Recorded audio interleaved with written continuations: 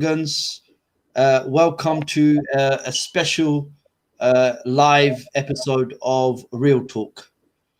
Jazakumullah everybody for joining, and inshallah today we are just going to focus on one topic, and that one topic, inshallah everybody is aware of what's going around, and I think it's also a duty upon all of us to keep abreast of what's happening around the world, especially what's affecting the Muslims. So as some of you be aware, sorry, before I go into the topic, let me introduce you to my hosts today. And firstly, I've got my partner in crime, brother Rashid. Assalamu alaikum, brother. Wa rahmatullahi wa barakatuh. And I've also got brother Samuel, who's also inshallah joining us today. Assalamu alaikum, brother Samuel. Wa alaikum salam. Jazakallah khair for the world. And as you know, yesterday 3 people were killed in Nice in France. 9 days ago, 2 sisters in hijab were knifed just beneath the Eiffel Towers. 2 days before that, a teacher was killed in France for showing the cartoons, violent cartoons of our beloved Prophet Sallallahu Alaihi Wasallam to his pupils. And of course, none of these killings and attacks can be condoned, but we want to really talk about the unbelievable stance the French President Macron has taken since then, and how they use the republishing and demonizing cartoons of our Prophet Muhammad Sallallahu Alaihi Wasallam. And I think they went that one step further and passed the red line, showing those cartoons in government, projecting them in government buildings in France. So this is the topic today. Let's fire off. Hopefully, inshallah, we're going to try to, there is a Twitter storm happening at 7 o'clock. So I think it's kind of live now. So if you want to go on Twitter and start putting your comments in, please, hashtag stop Macron. So brothers, any thoughts? How you brothers been? Anything you want to kind of just jump in? Today we're going to have a bit of a free flow session because there's a lot happening. There was a lot of views from both the Muslims and non-Muslim individuals.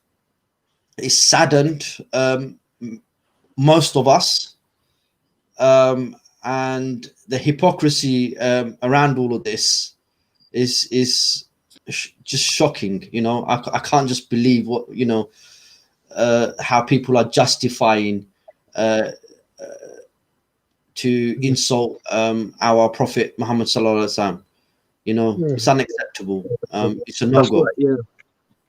Yeah, I mean, my opening comments are definitely, I'm here to, prove my iman really, because I believe the Prophet Islam is already defended by Allah Azza wa Jal, but we need to honor the Prophet Islam to show our iman, to show that how much he is, what he means to us, what value he has to us.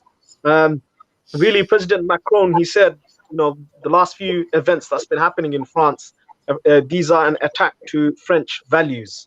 Well, today and tonight, what this whole storm is about is to show that what you've done, President Macron's administration and what France have done in terms of their the state and society that's there, the community that's been demonizing the Muslims there, to show that you've attacked our values as well.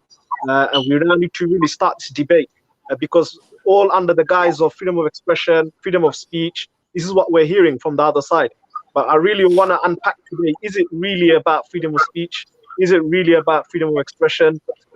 Is this, really showing the Islamophobia that is actually very deep within French government and French history as well? Yeah, so those are my opening comments. Yeah. Brother Rashid?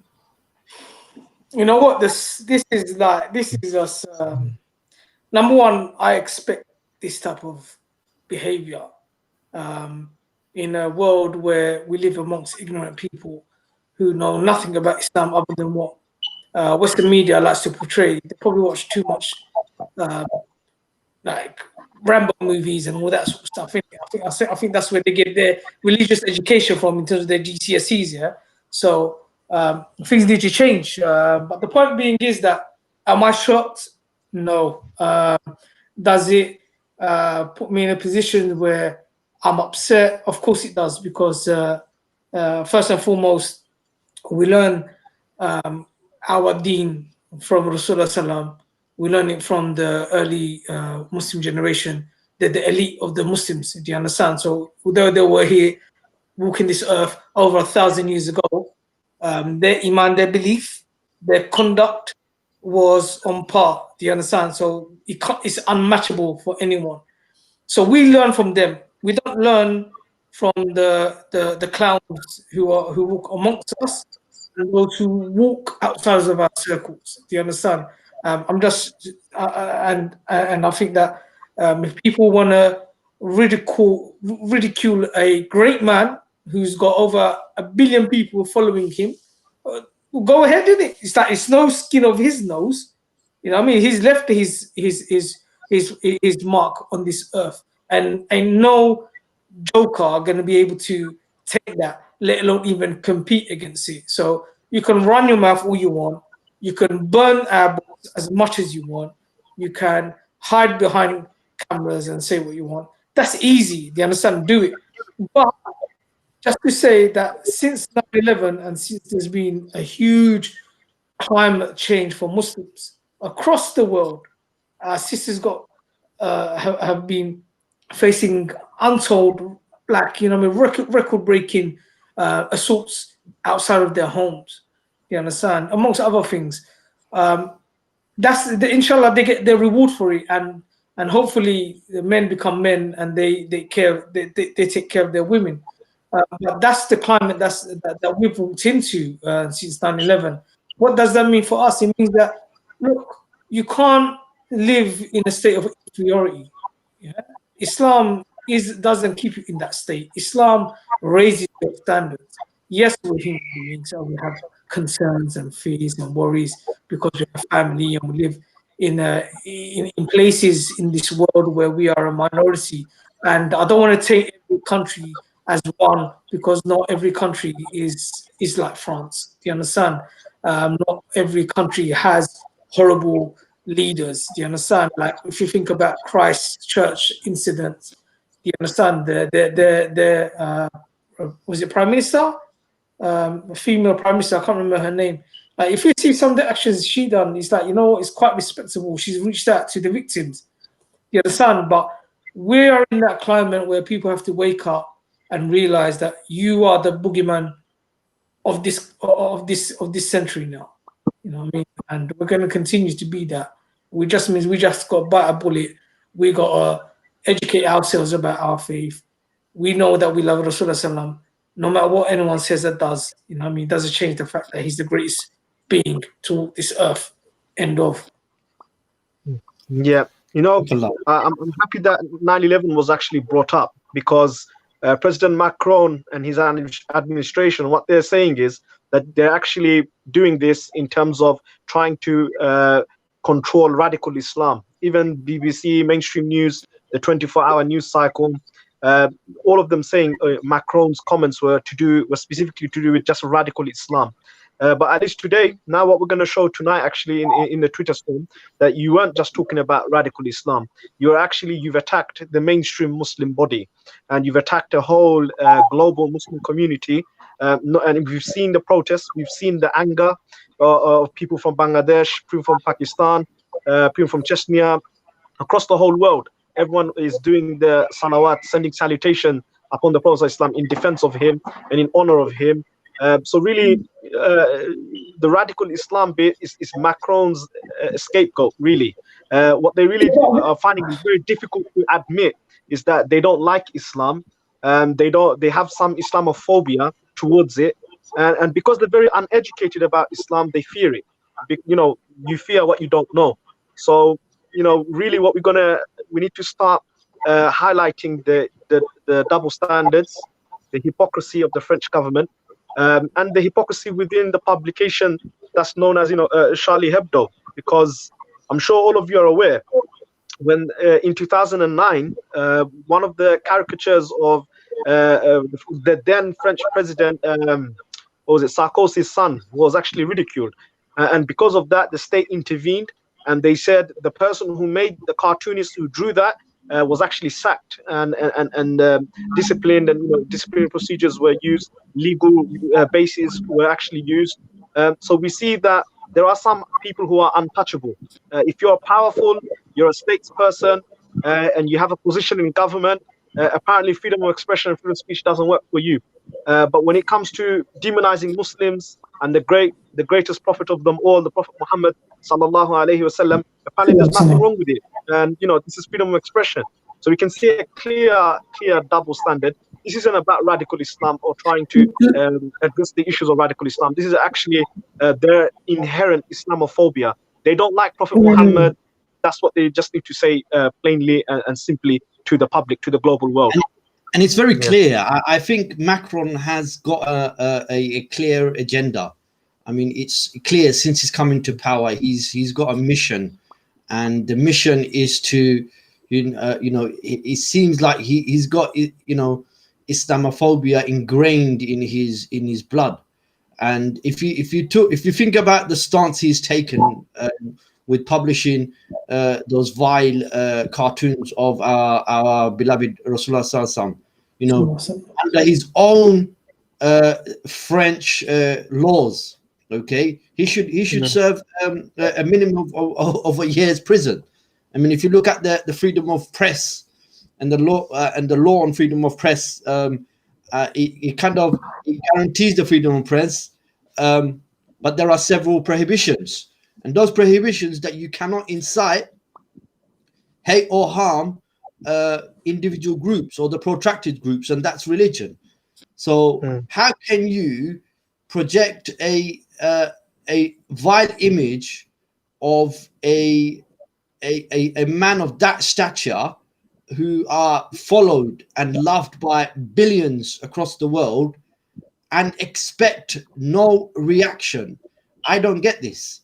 And on top of that, we are in this planet, not everybody, I was kind of talking about this earlier, not everybody has the mental capacity to take information and to be able to process it.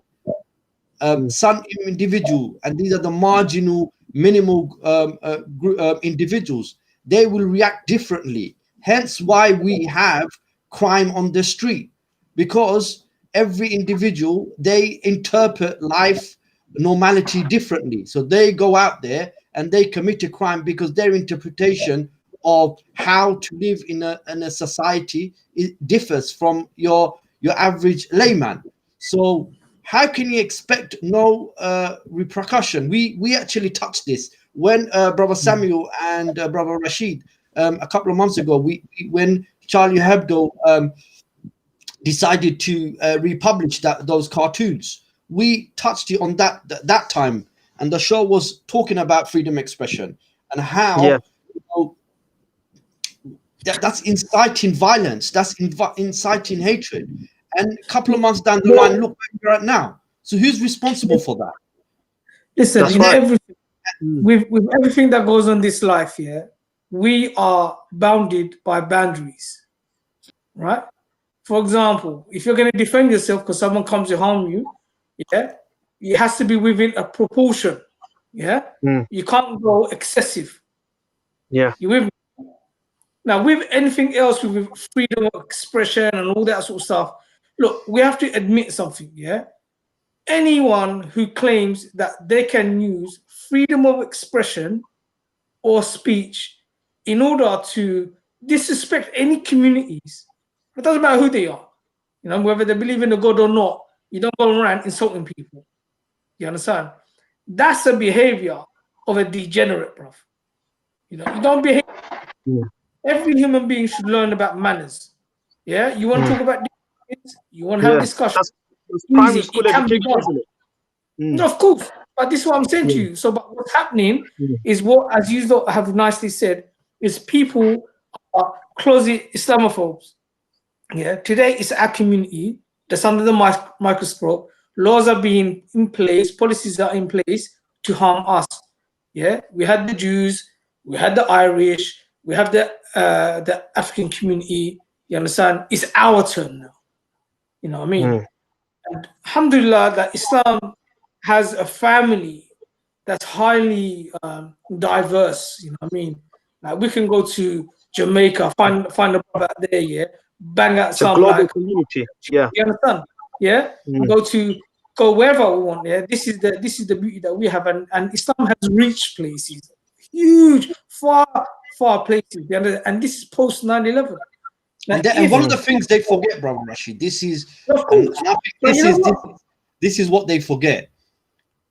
Islam, even despite all of those effort, despite all of that propaganda about demonizing Muslims,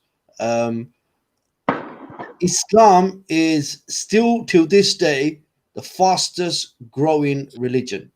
That even the other day, I think it was today or yesterday, a brother took shahada. You know, Alhamdulillah. and this is, it's not unique. You know, around the up and down the country. You know, when 9/11 happened and they were demonizing, apparently it was the fastest. The amount of people that converted to Islam was like, it was unseen. It was like a jump of 40%. You know, Bro, I think Quran was the highest selling book on Amazon, brother, post 9/11. Mm. That's going to be a lot of gas to be using to burn in it. so what they say, you know, Allah subhanahu wa ta'ala says in the Quran, you know, they plan and Allah plan, and Allah's the best of planners. So all of That's this, it. you know, they could do You that. know It's what? good. Go on. You know one thing, yeah, I just want to say, man, because I think this is probably a Kodak moment. You know what I mean? I wish I would have been there. It's that sister that was what do you call it? She was Miriam. Sister recently Miriam. released from Mali. She was a hostage. Yeah, I think Yeah. that's what she was Miriam. anyway. And Miriam. Yeah. when she got off the phone, yeah, I mean when she got off the plane, yeah, and Macron, yeah, right, had to realize that, man, mate, one of my nationals just embraced Islam. He's wearing the hijab. This is an old lady, mate. Yeah, she's embraced Islam. The amount of people that are coming to Islam is phenomenal. And a similar case happened in Italy this year as well. Son, and then you've got a huge in, if you're talking about French in the realms of, you're gonna have to excuse me for this reference. But there's a huge artist within the realms of hip hop in France. Yeah, female, big rapper called Jams. Yeah, she even embraced Islam. You understand? People are accepting Islam from all over the place. So, as you said nicely, no matter how hard the propaganda machine is at play, intelligent people will make intelligent choices in life. It's as simple as that. I don't think there's anything more to it. You understand? Even if you got a prejudice, yeah, right? If you see something that makes sense to you and you've got the evidence in front of you, are you telling me that you're gonna be like, you're gonna reject that? 100%. No. And even if you read some of the, like, you know, some of the quotes of some of the famous writers and you know, historians, authors, and when these are intelligent people, yeah, and what they write about Rasulullah Sallam, you know, it's amazing what they write about. I mean, some of them I was reading more on it obviously recently, and one of them was quite starking. This was from Thomas Carlyle in his book Heroes and Hero Worship and the Heroic in History. This was in 1840. And one of the quotes in his book, he said, "The lies, Western slander, which well-meaning zeal has heaped around this man, Muhammad Sallallahu Alaihi Wasallam, are disgraceful to ourselves only." And then further down in the book, he writes, "A silent great soul, one of that who cannot but be earnest. He was kindled the world. The world's maker had ordered so." And as we go in the show, I'll quote some more. But these are people who gone out there. And this is my kind of request to you know, the people who looking into. That's her. That's the one. Sister Sophie. I think That's her the name one. is. Why are all of them in niqab, bros? Huh? It's Islamization. I think France's national faith is Islam. Yeah. Shouldn't they all be fined? How much is the fine for wearing the niqab? I think the fine Well, is yeah. like £1,500 if you take it off. Yeah. Yeah. Right. So imagine a sister got in France now, yeah. She goes in hijab, yeah. So she's doomed. She takes it off, yeah. She's gonna get a fine. She puts it on, she's gonna get a fine. But I just want to It's give, all I just want to give like a big salam to Sister Sophie Petronin, and I hope she had a nice flight when she came back to her homeland. You know what I mean? Let her know she's got some brothers out here, innit? 100%. And how do you obviously a lot of alhamdulillah, all the brothers and sisters have been very active, since they took this stance, because it's unprecedented, isn't it? A government where you think is kind of that has intelligent people, they write out policies, they look at the bigger impact, to take a stance and to go and then project these vile images of Rasulullah on their government. That's a massive statement, and for that statement, Muslims need to take a massive stance as well. And I think one of the stance was the kind of boycott France going around. That was fantastic. That was an amazing effort. I think that is you know what, man. You know what? No matter how unfortunate, our brothers and sisters in France, their circumstances are, the Ummah's getting so much closer. You know what I mean? The only the Saudi in it, I think they were a bit on the struggle in it. They didn't know whether to jump on the ride to wait. Alhamdulillah, man. The loyalties are being exposed. Yeah. Who's loyal to who? The loyalties are being exposed, isn't it? So we now know who's loyal to the Prophet and who's loyal to the establishment, the secular establishment.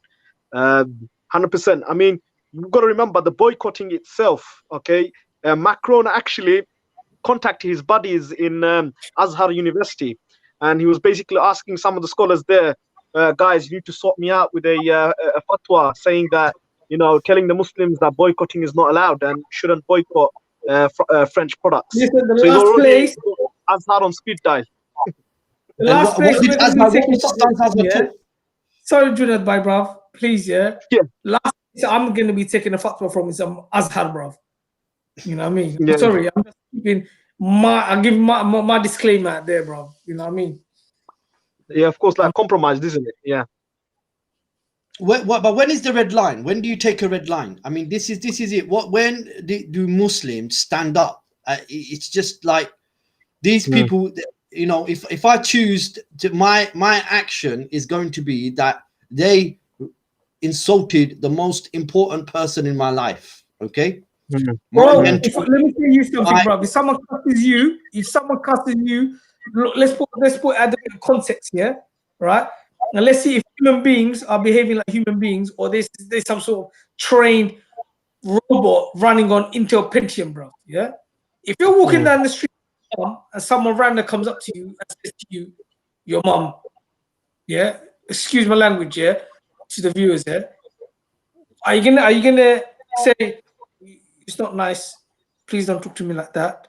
But thank you for being so nice and generous to me. I love you too." And you're gonna carry on with your strolling. Yeah, you can't turn the other cheek in this case. Yeah, no turning the cheek. You're gonna obviously give him what we call the Bengali medicine. I'm just saying, from a human point of view, everyone in this world came into this world not through a test tube, bruv. They came through this world through a woman. Do you understand? This is our mother we're talking about. The woman who bore us for 9 months. We gave her struggle, hard work. She didn't sleep. You understand? We came into the world. She strived to feed us, wash us. This is the woman I'm talking about. This is the woman, yeah, that someone is cursing you by. You telling me that you're gonna walk by and say, "Thank you for sharing your kind words. I appreciate you are sharing. You are using your entitlement to freedom of speech." Is that you're gonna talk? I'll take him to a coffee shop, bro. That's it. You don't need to know your fiqh here. You don't need to be a faqih to understand that. It's simple, isn't No, it? I'm just saying that I'm not gonna be. Yeah. You know what I mean, bro? But you know what? Regardless of all the, the Azharis, we know what they. I'm not talking about Azhar. I'm saying that I don't know what people are doing, and I don't know why people are going on a certain flex here.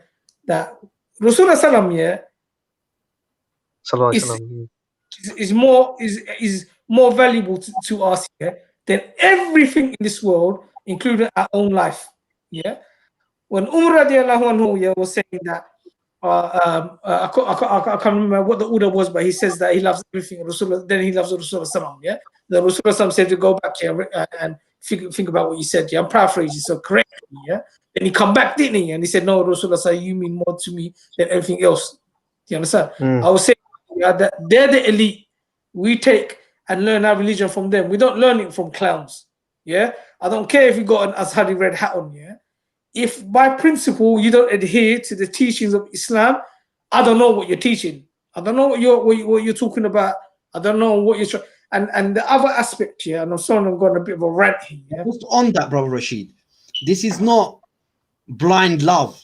So again, coming back to it, go and read about this person. No, but we have to be true about it. Yeah, even from a certain aspect, there is a level of blind love.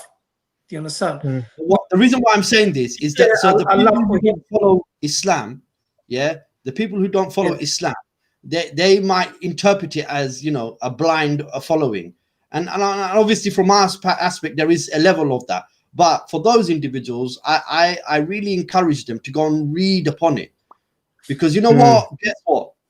After you read on it, and then you read the Quran, you're going to become a Muslim. What did Michael Hart say, bro? Remember that famous quote? Yeah, should I read it out? Go on. He said, "My choice of Muhammad to lead the list of the world's most influential persons may surprise some readers and may be questioned by others. But he was the only man in history who was supremely successful on both the religious and secular level." Blood. Yeah, 100%. You can't argue with that. It wasn't a Muslim who wrote that. He's actually a Christian, I believe, as well.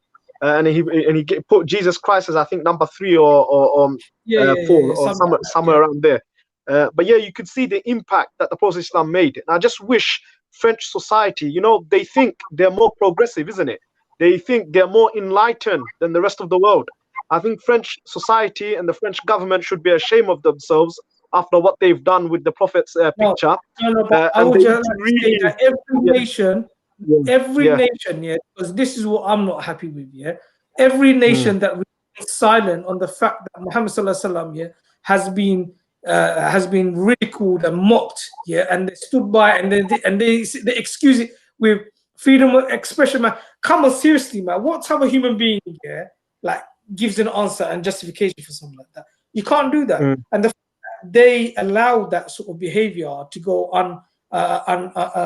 unchallenged, man. You know what? That's an embarrassment. Do you understand? That's why we don't take lessons on how to live and how to behave from such people. We don't. Do you understand? Rasulullah, dead man, Rasulullah taught us how to behave. End of, not Tupac, not Biggie, not Speedy. We learn all of that from Rasulullah, bro. Yep. Freedom of expression and freedom of speech were meant to be two things that holds the government to account. So the whole purpose of using freedom of expression and freedom of speech is to find truth and to hold people in power to account. But what we're seeing in France is the total opposite. people who are statesmen or who hold government positions, you can't criticize them and you can't ridicule them. You can't make a caricature out of the France's flag, or else you're going to get €1,500 fine. That's not freedom of expression or freedom of. You know what? I got yeah. handy to that photographer, bro. That was some art, man. Yeah, it went viral, didn't it? Yeah. Winning photograph, bro. Very creative. The precision was pretty good, and the color was quite spectacular. I'm just saying. Yeah, I'm just saying. I agree with you.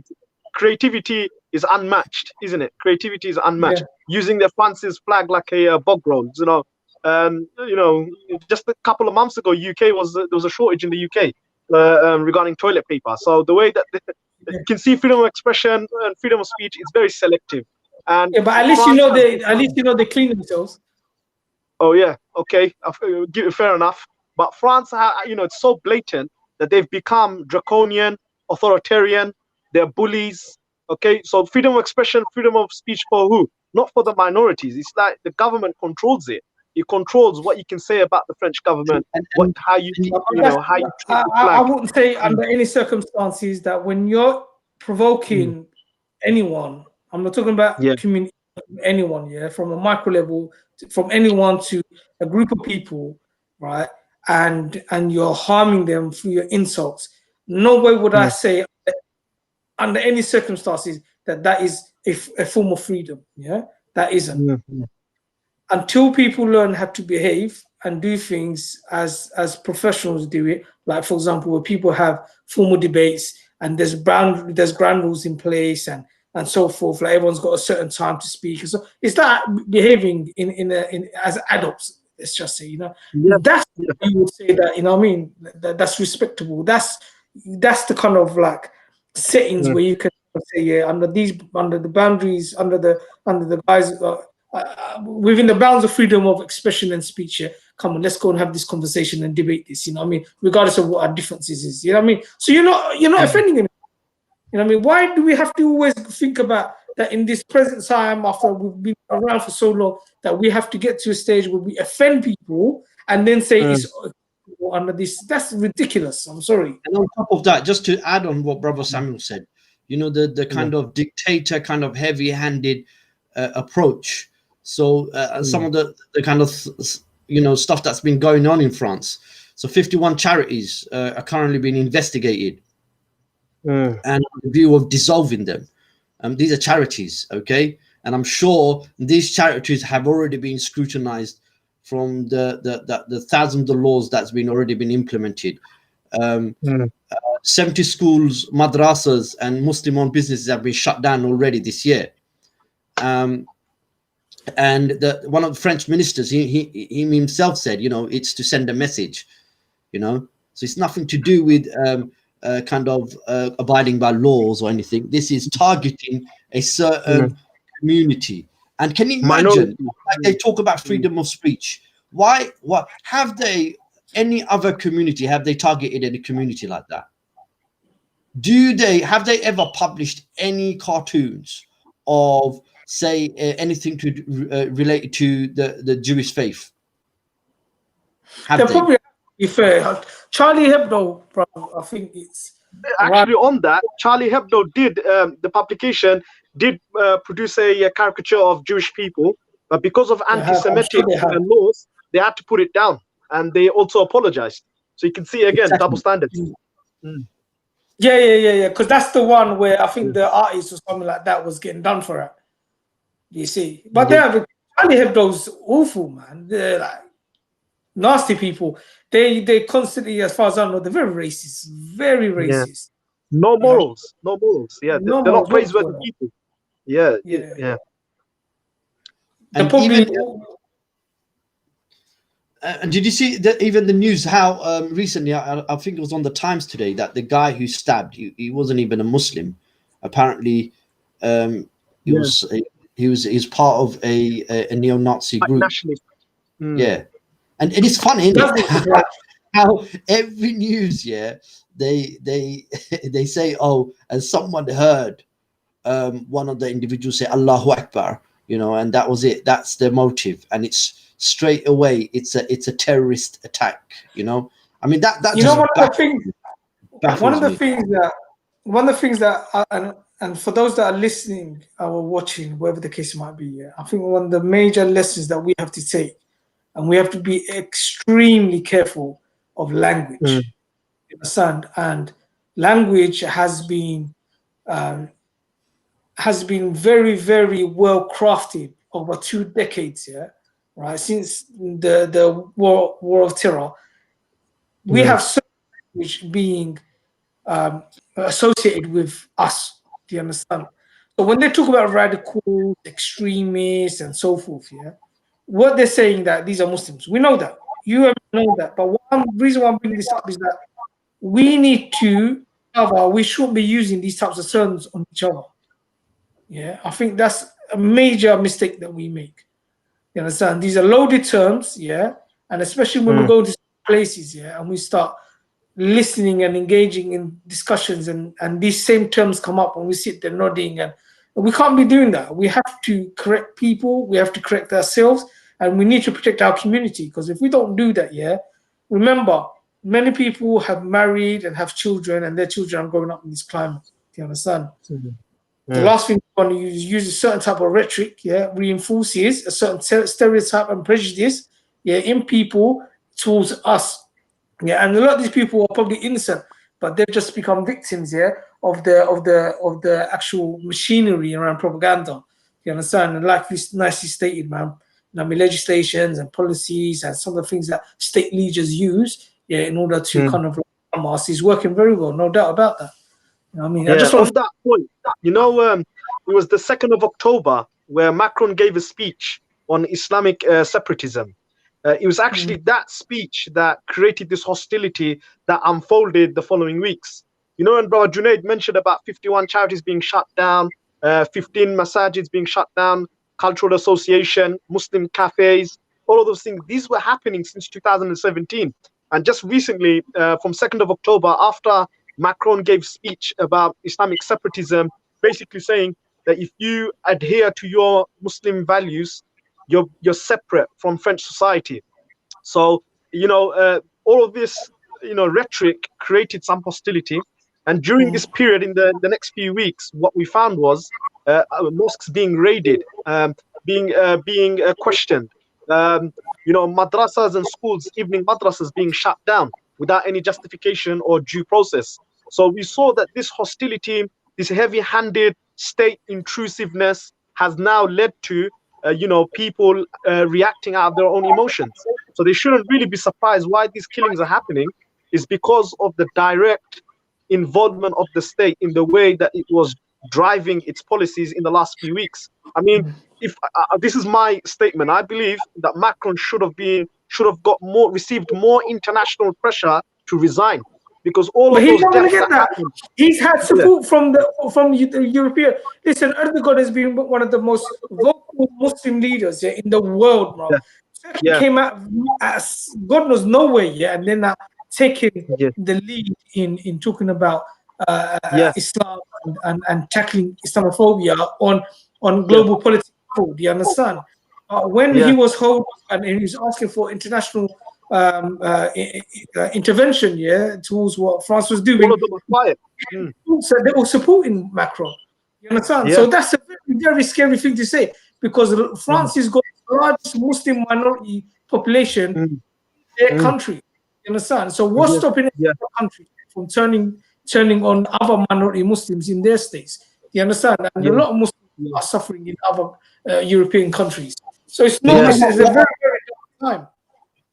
What I was going to say was that we as Muslims have to take some responsibilities around this as well. And where I'm coming from is that since 9/11 and the war on terror has come, you know, countries around the world slowly chipped away and introduced various different laws, okay, to stigmatize, marginalize Muslims all around the world. And this makes it easier to do what Macron is doing. If you say, was Macron able to do this, say 10, 15, 20 years ago, I think it would be quite a shock in the world. But he's able to do it because over the years, us Muslims, we've been very passive. I think general layman, we've been just status quo, just getting along with it, busy with our lives, and we have not, Muslims in general have not taken an active role in society, in upholding the deen to an extent to put it out there in the forefront, you know. So when I say put it out there in the forefront, is to put our deen. So when every action that we do, we attribute it to our deen. So if my character is good, okay, it's because my deen tells me to do that. I'm not going to take praise for it and say, well, Junaid is an excellent person. No, it's because my religion expects me from this. If I do a good action, if I do a good charity, but good according to who, bro? Good according to who? No, the point I'm trying to make, brother Rashid, is that when I say active, we have to put the Islam in the forefront.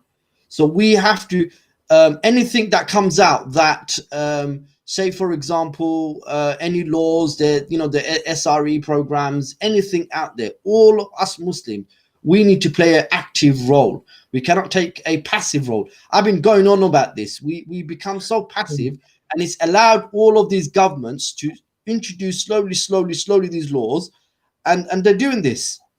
Yeah, contrast that with anti-Semitism, with the Jewish faith. You can see that the only reason why they demonize Muslims is because they know they can get away with it. And I think the Muslim community is waking up. There is an awakening happening. That we can see there's like a clear pattern. There is a clear, coherent, you know, apparent Islamophobia that really needs to be addressed. And, you know, the rest of the international world, you know, not condemning, not even putting pressure on Macron to actually resign, because all those deaths that have happened in France in the last few weeks, it's all him. It's all from his speech about Islamic separatism, about shutting down mosques, and really intruding the Muslim civic space. Because of all this, you know, draconian measures, it's now creating emotions amongst the Muslim community, and there will be some from that community that will act in violence. This is how it works. And, you know, you don't have to be an expert in terrorism or expert in radicalization to know that. So it's actually Macron and his policies that have brought France where it is today.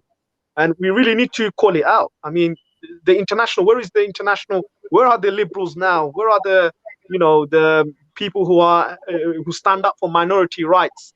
You know, where's their support for the Muslim minority that's being demonized in France and criminalized as well? So, you know, these are some of the fact that the international world is quiet.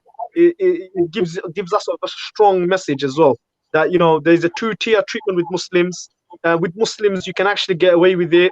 There's not much of repercussions, not much we need to worry about. So this Islamophobia, is it just in France? You know, just recently, right now, I've been reading my feed. India have just come out. The President Modi has just come out in support of Macron. So you can see all the Islamophobes are actually coming out now. So I think this is a very good opportunity to start, you know, profiling the Islamophobes, the top Islamophobes of 2020. And Modi needs to be on that list. Macron needs to be on that list. And very soon we're going to have to add to that list and really, you know, hold these leaders to account. And that's the true freedom of expression. Freedom of speech is when you hold people in power account. That was what the founding fathers who spoke about freedom of speech and freedom of expression were all about. It wasn't about demonizing and bullying a minority group, you know, because we have the printing press, we have the money to do so. So really, we need to keep our eyes and ears out for more Islamophobes to jump on the bandwagon, as they say. Modi definitely being one of them. He's one of the leading Islamophobes. If you see some of the things he's doing, terrific. You know what I mean? People have been like the public have been beating Muslims in the streets of India, and the police has stood by and watched it happen. I mean, there's been loads of reports of that. And CJ Williman is a well-known journalist who's been doing a lot of work, bringing a lot of the affairs of Muslims. Yeah, mashallah, may Allah guide him. Yeah, we brought a lot of the news around Islamophobia to the forefront. You know what I mean? And again, like that's how we're talking about India here. We're talking about France. But look at Uyghur Muslims. You know what I mean? Look at them. Like, how many years were like 60 odd years since World War, since the time that the Jewish community was suffered from the Holocaust, and now we're to concentration camps again. But this time we've got Uyghurs. You know what I mean? And you're talking about full-on psychological trauma. You know what I mean? Taking babies and children away. You're talking about, you know what I mean? What's that term where they sterilize our sisters? I mean, it's horrific, man.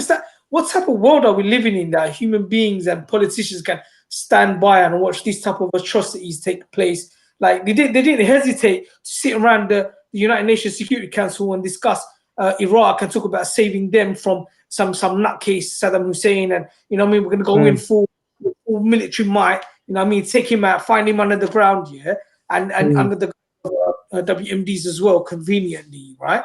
All this stuff going on, and there's silence, man. You probably hear one of those statesmen probably pop a fart, bro, in one of those meetings in the council, bro. It's how do you get away with doing things like that? And like you said, not be held accountable for that. What's the process? What do people do? Even our own MPs and councillors are quiet. You know what I mean? You're talking about Muslims there putting up their socks. I mean, why are we voting in clowns? You know what I mean? Like you said, a lot of it is on us. It's true. A lot of it is on us. And we've got to change our game. So remind everybody, if you're, inshallah, you're tuning in, there's a Twitter storm happening at 7 o'clock. Hashtag stop Macron. Please, brothers and sisters, please join in that. Let's, I mean, this is an opportunity to, condemn this vile approach that this individual has taken. Secondly, an opportunity to give dawah, because as you know, social media is the kind of new tool in the world at the moment. So where, you know, if we lead on this, then it gives an opportunity for non-Muslims to look into all of the aspects of our beloved Rasulullah and the truth of Allah's deen. And I'm just going to quote you another a line from an individual called Sir George Bernard Shaw, and in his book The Genuine Islam, in 1936, and there was a paragraph in that where he wrote, "I believe that if a man like him were to assume dictatorship of the modern world, he would succeed in solving its problem in a way that would bring it that much needed peace and happiness. I have prophesied about the faith of Muhammad that it would be acceptable to Europe of tomorrow as it is beginning to be acceptable to the Europe of today." And so again, you know, like the funny thing was Macron said, "Oh, Islam is in crisis." Okay, yet the biggest conversion into Islam is from people who live in a liberal, social, atheist societies. You know, they've got it all. You know, you can see it, the people that come into the deen, they had it all. They've got nothing to, what are they going to move away from? So why are they coming into the deen? And why is the majority of the individual women? If Islam is so restrictive how they go out toward women, how comes they are the ones that are coming into the deen? Producer, what was that oil about? We got somebody coming in or something?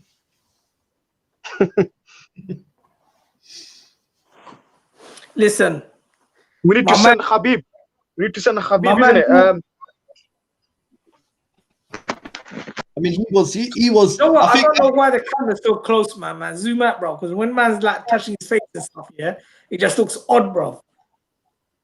Give the man some space. Nah, you look clean, man. Mashallah. You know what? I was gonna say I'm liking that new haircut, man.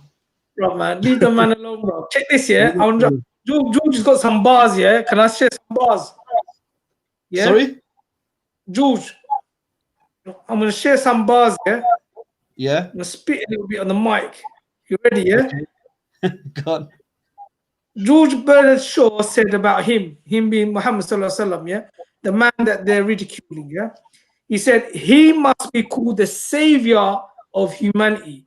I believe that if a man like him were to assume the dictatorship of the modern world, he will succeed in solving its problems in a way that will bring it much needed peace and happiness. Wagwan Bedrin. 100%. And I think one of the shows that we're going to do, I mean, we kind of cut it short, but me and brother Rashid, we're going to be talking about some celebrities that recently kind of either come back to the faith or converted I back. think it would be a good session to have like a special session on the purpose of the Buddha. But they're coming back to it. Was that a lot of people who were suffering from mental health or kind of stress or depression in society, through that it led them to Islam because they found peace and solace only in Islam. And the spiritual nourishment, yeah. And just a quick kind of update to our listeners. We got a special conference live show tomorrow, inshallah. Please joining. It's a conference, and it will be joined by converts. We have 8 to 9 brothers and sisters who all accepted the deen of Islam, and they'll be talking about voluntarily. Voluntarily. Voluntarily. There was no guns involved. Yeah, right. Nothing like that. They use intellectual processes to come to Islam. I'm just stating some of the obvious stuff that sometimes needs to be stated. Yeah.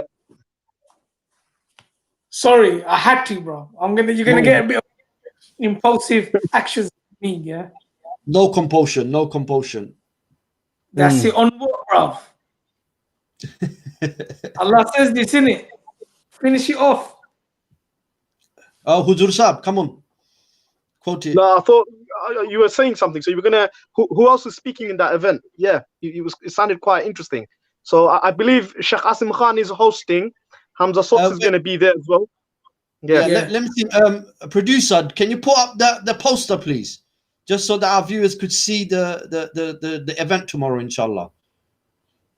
I'm sure you got that poster up somewhere.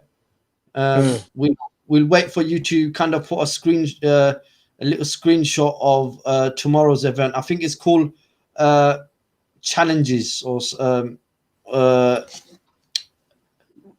don't even drop that, bro. Just say it as it is, bro. What is it? Producer, have you got it? Yeah, changing my religion. There we are. Oh, there it is. Good one. There, so that's the one. That's on tomorrow. Yeah. So Macron, join in. If you're listening, join in. Check out these brothers and sisters. I'm sure they've got a few tips for you.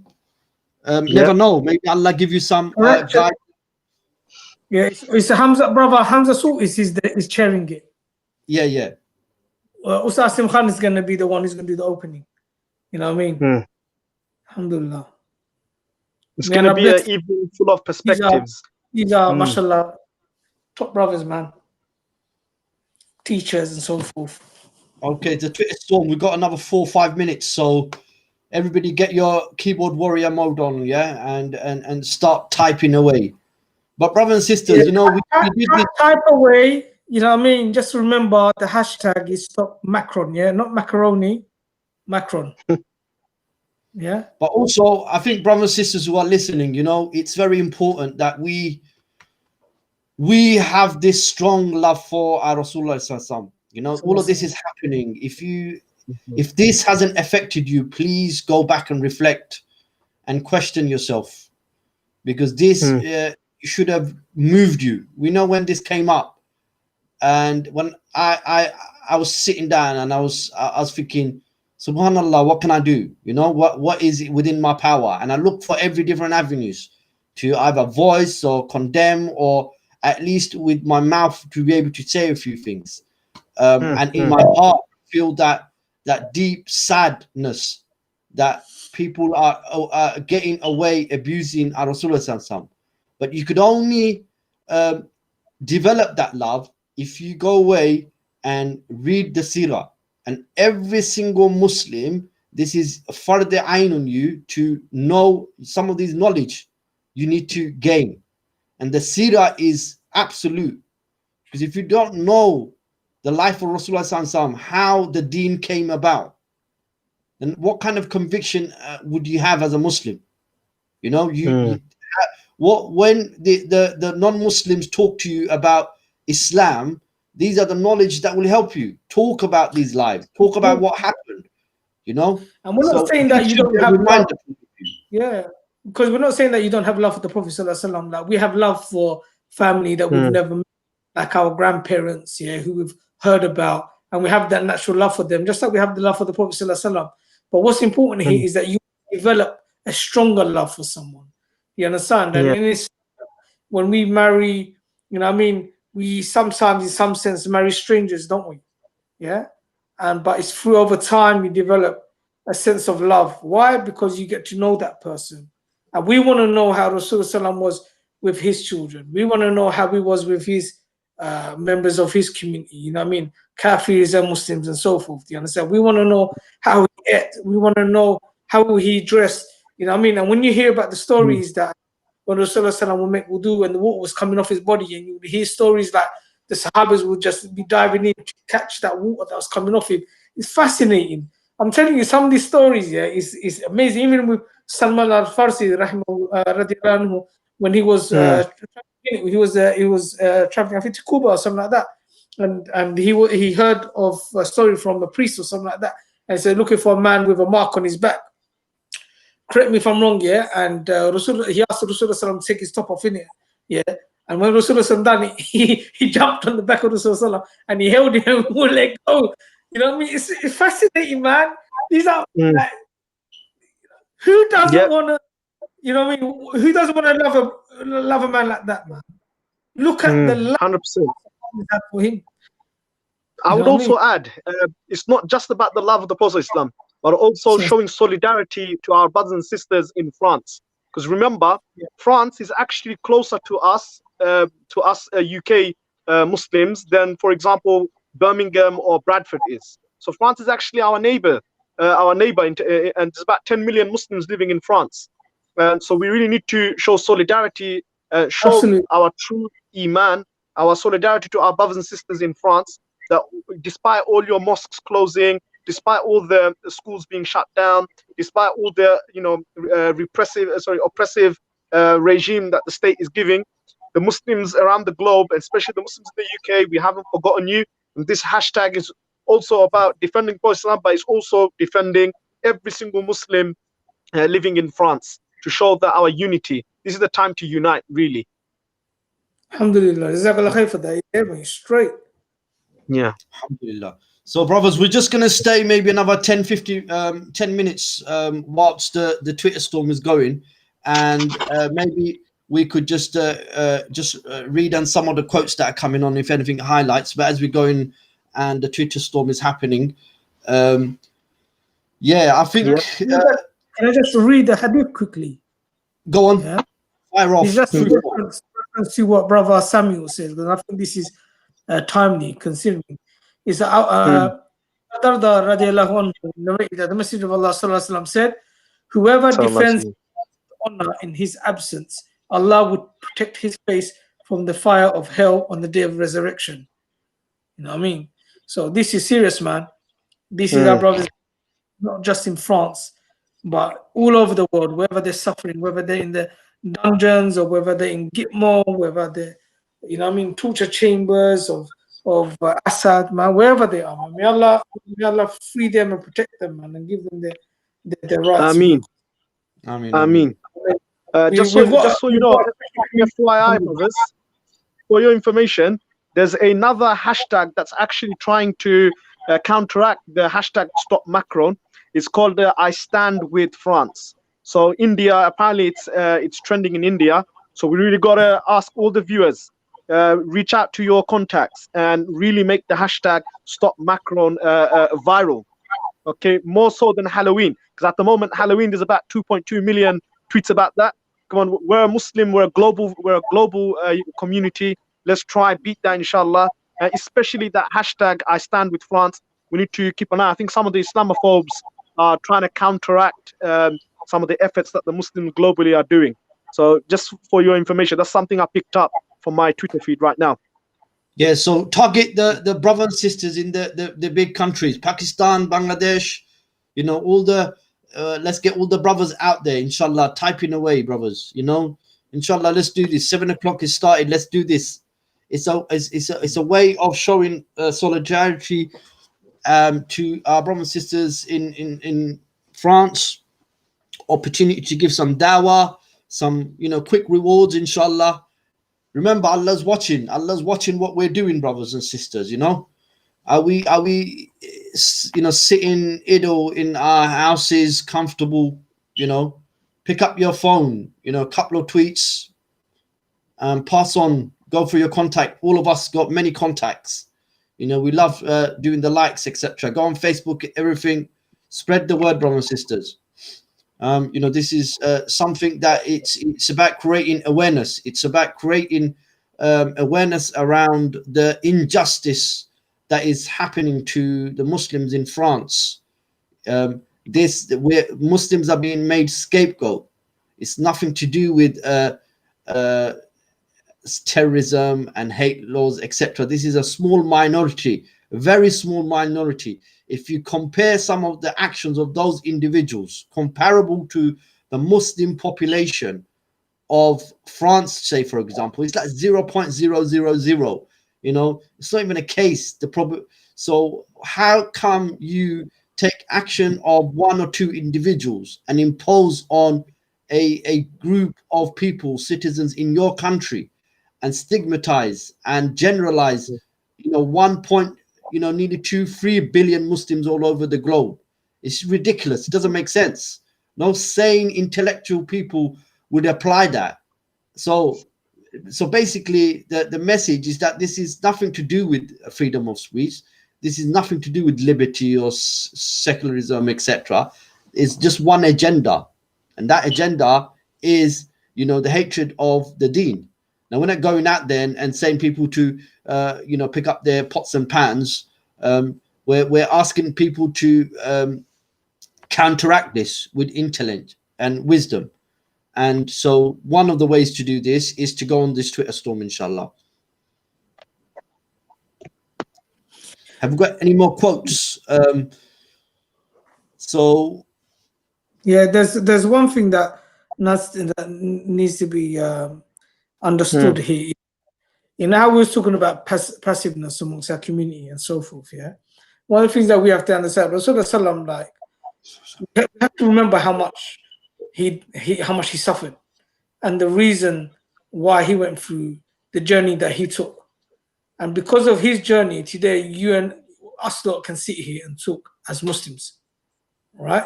Otherwise, us lot could have been worshipping idols, bro. We could be doing some funky stuff here, but that's not the case for us. It's because of what he done. Do you understand? The fact that Allah allowed us to be believers, yeah? Now, the reason is, yeah, that a lot of us think that just because we're Muslims, we can be complacent, raise our hands here and there, and think that's going to cut it. It's not going to cut it. Because if tomorrow you had no money in your bank account when you got paid, you'd be running to the bank here trying to get your money back. Real talk, yeah? Right? So why is it that we think that this stuff is going to go away and when we're not going to lift a finger or we're not going to exhaust our efforts, finance, you know what I mean, sweat and so on? Do you understand? So our attitude towards the climate that we're living in needs to change. And you have to think about the children.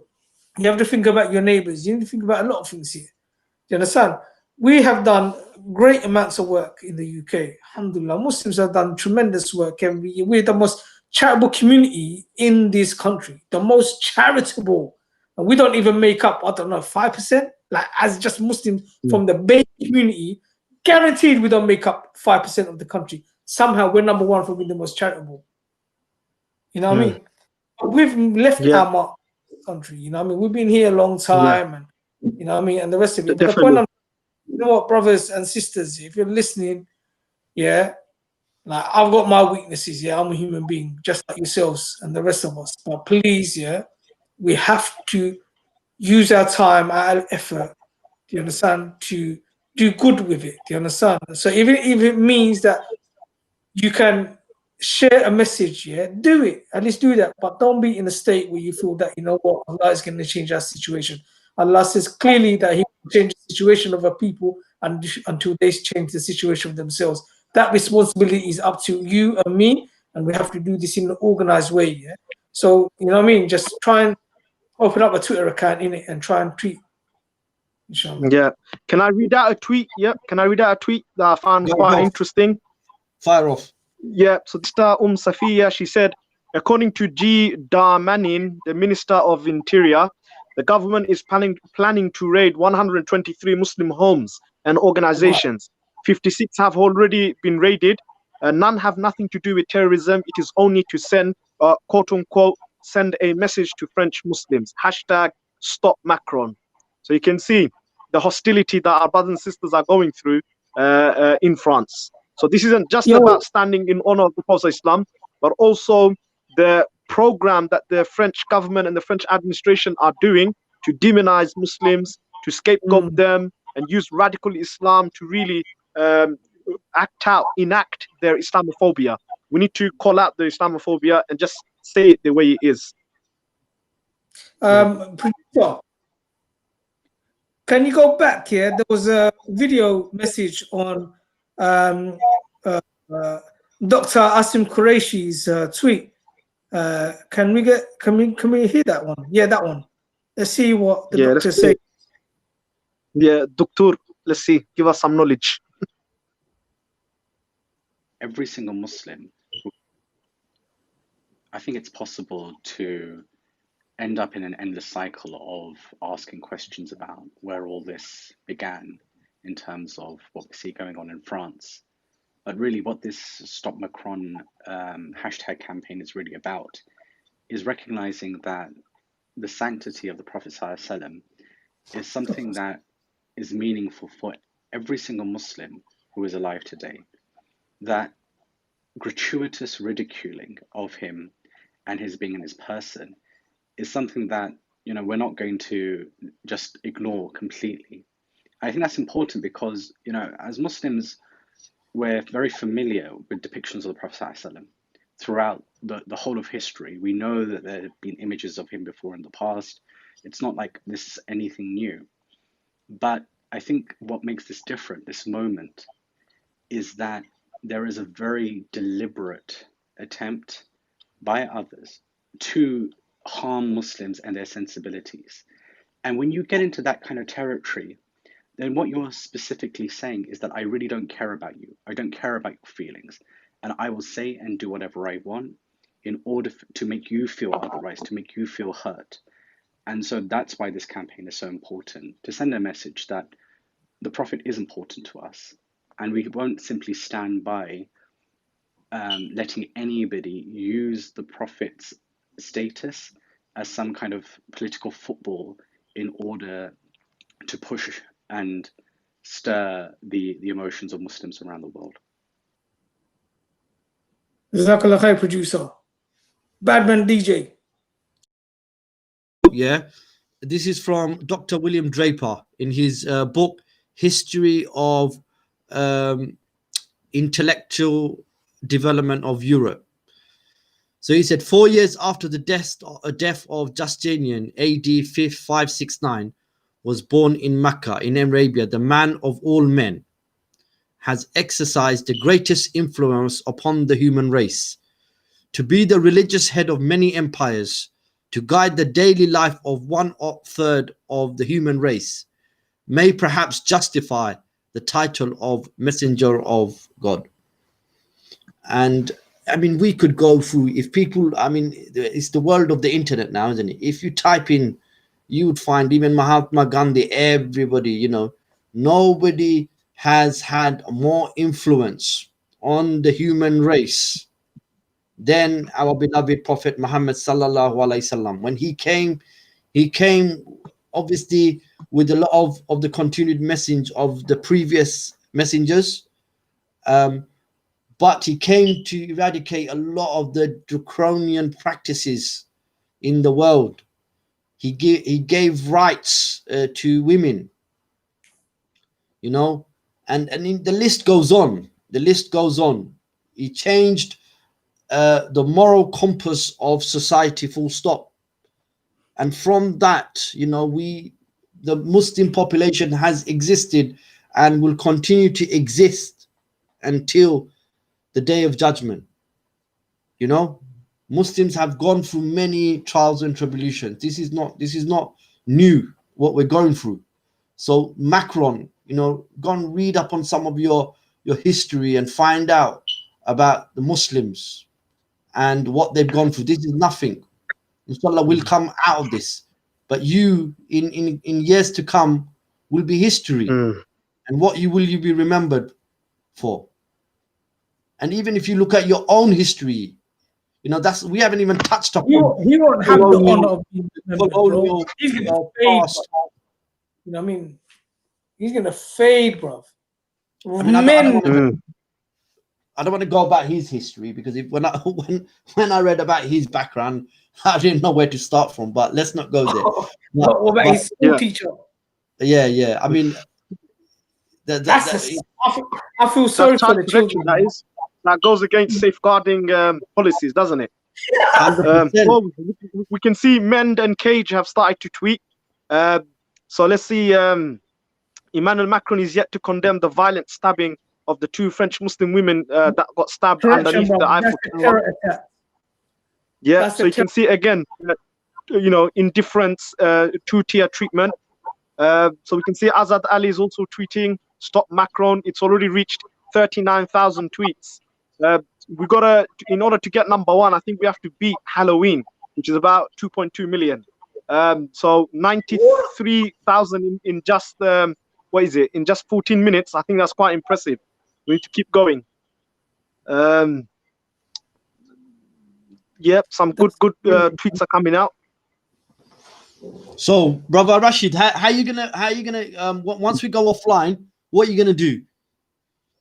10 minutes. Yeah. You wanna know what I'm gonna do? I'm gonna find a nice quiet corner. Yeah. And I'll get my prayer mat.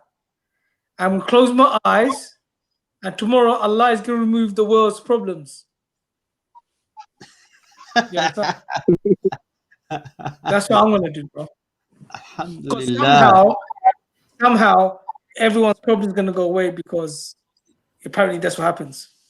No. Inshallah, our brothers and sisters are awake. You know, this is something that's their brothers and sisters are awake, bro. Yeah. Just we want to fight this, inshallah. You know, man, there's